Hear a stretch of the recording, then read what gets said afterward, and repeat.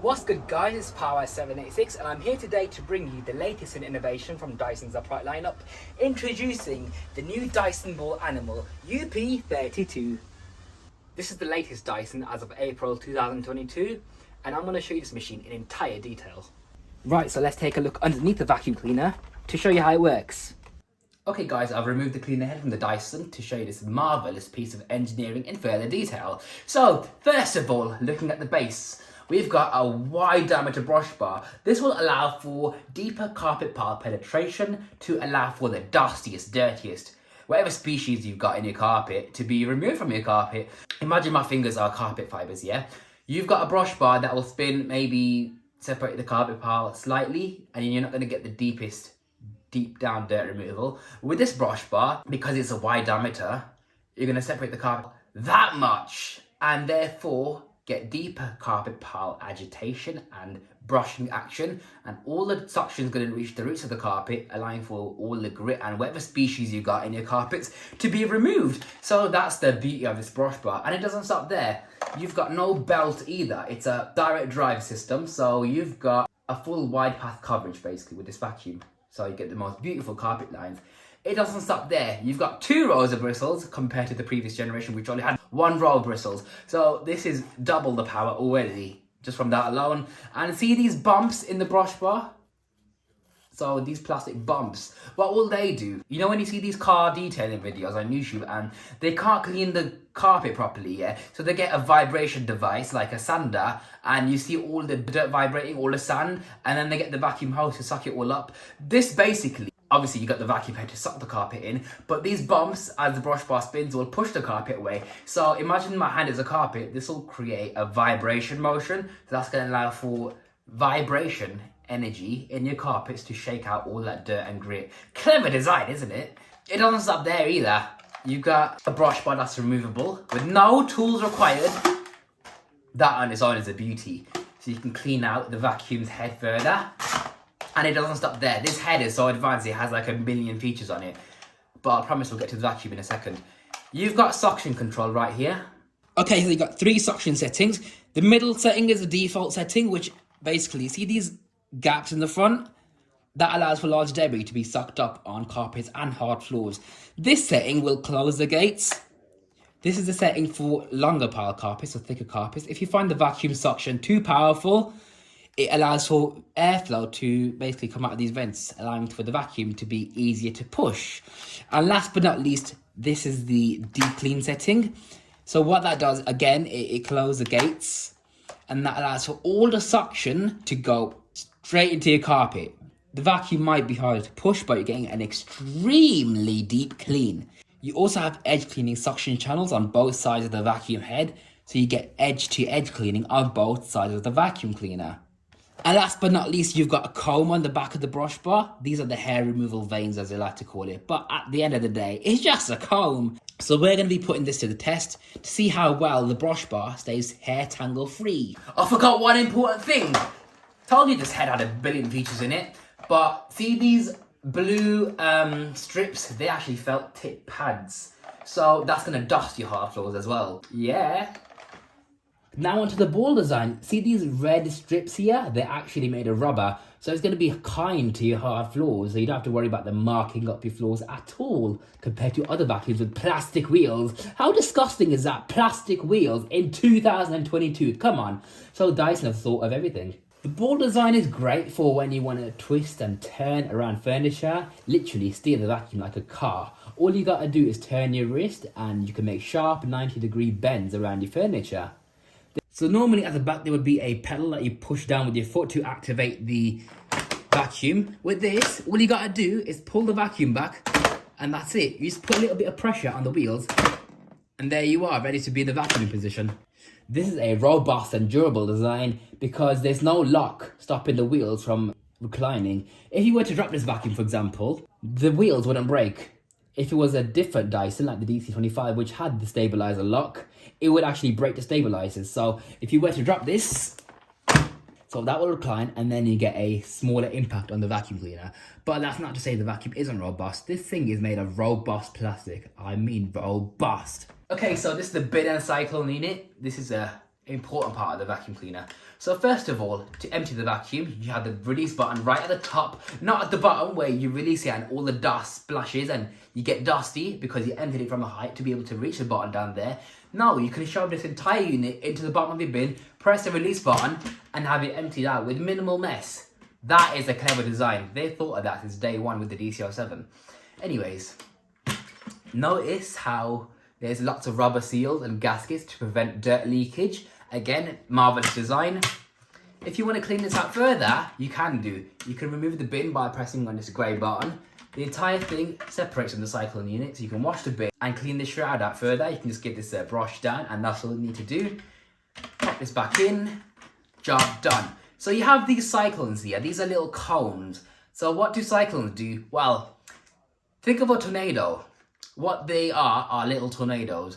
As dirt gets sucked in, the dirt spins at extremely high G-forces. And because the dust is heavy, it's not going to be able to keep up with the high forces of G-force, centrifugal force even. Because the dust is extremely heavy and it spins around in there, it's not going to be able to keep up with the high G-forces of centrifugal force. The cone shape, as the dirt gets forced to the bottom, the walls get narrower and therefore the dirt spins even faster. But it's so heavy it can't keep up with the airflow, so it gets flung to the bottom of the bin and that's where it's captured. Think of a spin cycle on a washing machine. That's how you get your clothes dry, because the water gets flung out. That's exactly how this works. And then the cleaner air, these cyclones are 98% efficient by the way. The cleaner air exits the top of the cyclones and then goes to the filter. Now the filter's there. You're probably thinking, oh, why has it got a filter if it's so good at capturing dust? This filter's not there to capture dirt, it's there to filter the air so that the air comes out cleaner than the air you're breathing right now. So this filter, it's got a large surface area as you can see, so it captures more allergens. It's also washable, so you give this thing a wash every month or so, but it doesn't really need to be washed every month. You just do it every few months because the cyclones work really well. Okay, so the pre-filter, you saw that was there. Put that away. The second filter is in the ball. This is the Hepa filter. What does Hepa stand for? By the way, you turn on this blue dial to access the filter, by the way, to remove the ball shell. But Hepa stands for High Efficiency Particulate Arrestor, or Particle Arrestor, whatever it stands for. So basically, this is going to capture the finest of dust particles, ensuring you get 100% clean air. So you twist this filter to remove it, unlock it even. There's your filter. You give this thing a wash. It literally doesn't get dirty for the longest time because all of the dust and dirt is already captured by the cyclones and the pre-motor filter. This filter doesn't get dirty apart from maybe carbon, and that's it. So I would say you can go months without washing this filter because it doesn't need it at all. With the Dyson, you get 5 stages of filtration. So first of all, most of the dirt is captured in the dirt bin anyways. That's where 90% of the dirt is collected. That's stage 1. Yes, the bin is also a cyclone, but a large, massive one.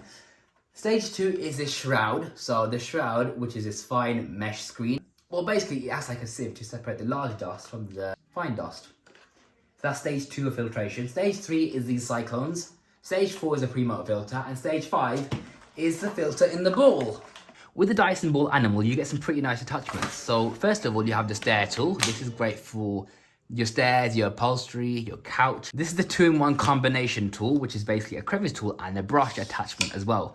So the dusting brush is great for your dusting. You can remove that entirely if you find that it's too bulky and in the way. So you just have the nice thin, long crevice tool for reaching in your awkward nooks and crannies. So that's what the crevice tool's for. This is the tangle-free turbine brush. This is great for removing hair in general, or any kinds of pet hair. You've got 2 counter-rotating brushes, which spin the hair into little balls. That's how the hair doesn't get tangled up. It will just get sucked up straight into the vacuum, and that's it. Yeah, you do get a little bit of hair in the bristles, but it's not going to tangle. This is literally a maintenance-free tool. In addition to that, you've got a pivoting base, so it adjusts to the different contours of your uneven surfaces, like your sofas or whatever. And also another pivoting point here. So it's a great attachment. Look how much it maneuvers on uneven surfaces. That stores on the vacuum cleaner as well. Here are the power controls of the vacuum cleaner. The red button switches the vacuum on and off, and the grey button gives you brush control. So you can toggle between having the brush bar on for carpets and having the brush bar off for hard floors and delicate rugs. What I like is that the cable can be removed entirely in one go. So you turn on this cable winder or hook. So the entire cable can be removed like that. Now, the wand and hose design is beautifully set up. The wand and hose is literally like a spine. It's stored beautifully. So all you've got to do, this red part of the back of the handle means you can grab it and there you go. You've got your wand you can pull out. And there's no assembly required like other vacuums where you got to bend over to pull the hose out and attach the wand separately. No, this thing is ready instantly. That is a beautiful design. Some people say this is a bit fiddly, but honestly, I think it's a beautiful design. Literally, just grab it and you're ready to vacuum. Obviously, with your choice of attachment at the end of the wand. So this new Dyson claims to have anti-tangle properties with the brush bars. So we're going to put that to the test. I have some hair for my wife. My wife cheated on me with her cousin. Yeah. So I chopped her hair off to test my new Dyson Animal Vacuum. So Vanessa, if you're watching,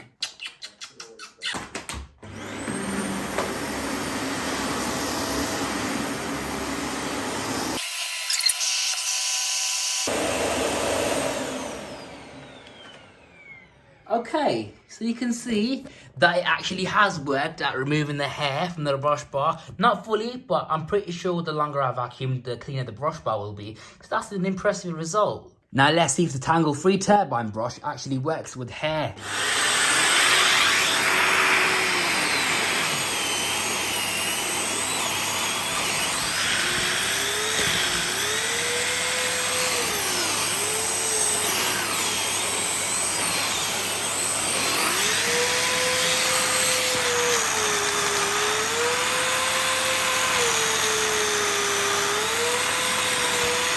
It's struggling already.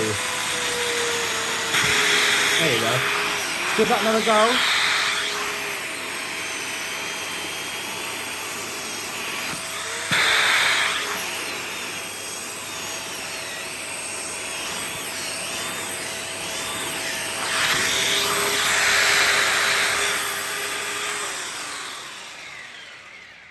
Okay, not the best result, not what I was hoping for, but I think that's because it's an extreme example. In normal situations, it probably would have worked better.